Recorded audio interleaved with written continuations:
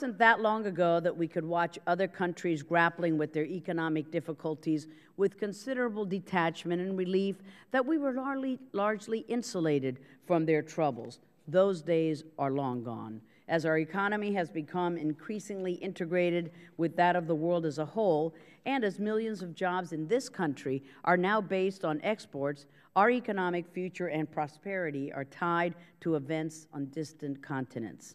The unending crisis in Europe, the economic slowdown in China, and the sharp reduction of the growth rates is an increasing number of major countries means that the global economy is already facing strong headwinds. That will impact us in many ways, and none more so than the threat to exports and the jobs that they support.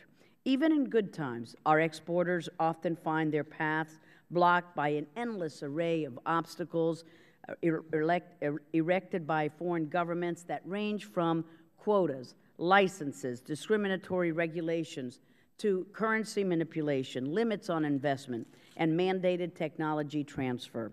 Some of these barriers are the products of antiquated ideologies or just plain ignorance, and the temptation to erect barriers to foreign business in order to support domestic industries is a strong one in every country, especially in times of economic stress.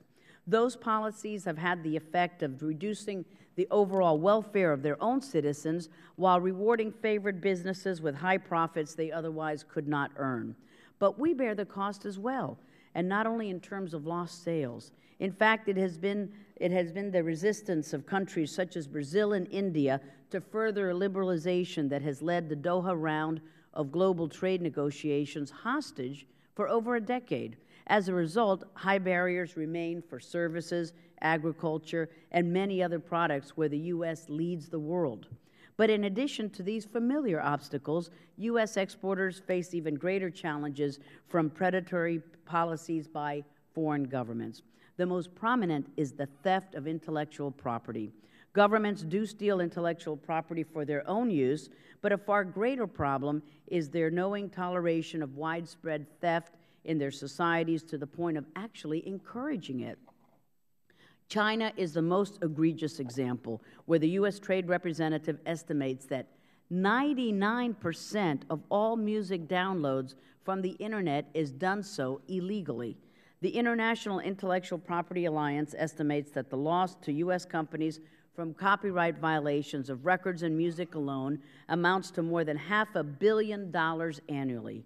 Pirated copies of American movies that have just been released in the U.S. are commonly on sale on the streets of Beijing and other cities within days, openly marketed under the benevolent gaze of the otherwise fearsome police.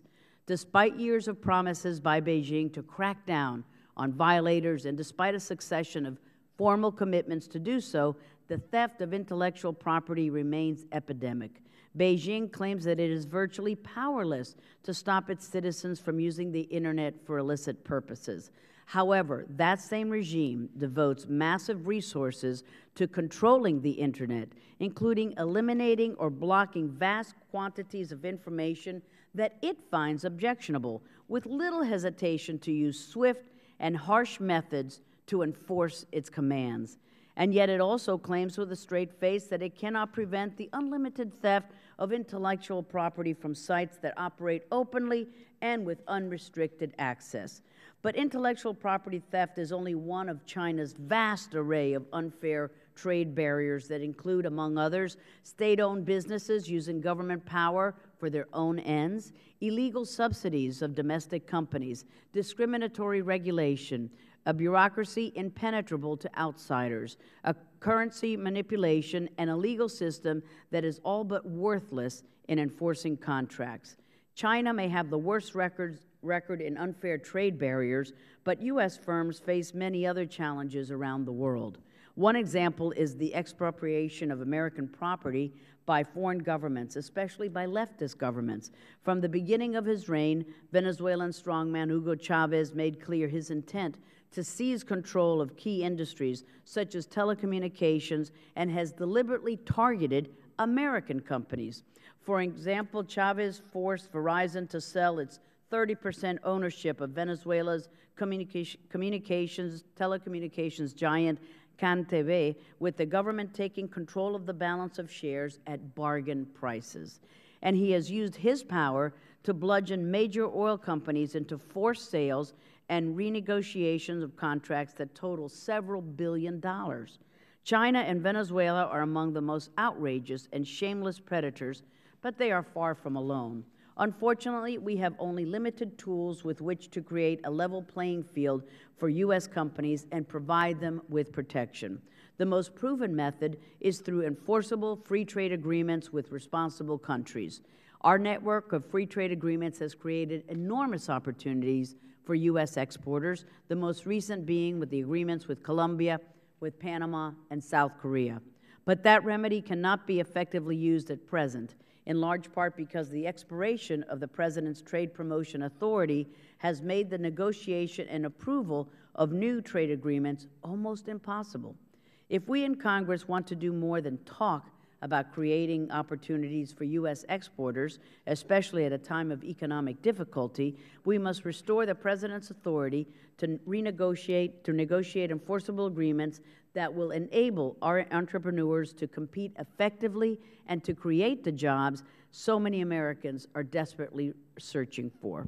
Although the image of the international marketplace as a place of civilized exchange, of trust and sanctity of contract is often an accurate one, there will always be those in other countries who wish to use the power of the government to erect barriers against U.S. companies and individuals, and even to subject them to criminal behavior. In such a world, we must ensure that the executive branch vigorously uses the tools it already possesses to deal with those countries that openly prey on U.S. businesses, including strong and unilateral measures to penalize governments which refuse to uphold their commitments and agreements. And only by doing so can we guarantee our economic security in an ever more integrated world where enormous opportunity is coupled with many challenges, and thereby ensure that the U.S. will always remain the most prosperous nation on earth. I now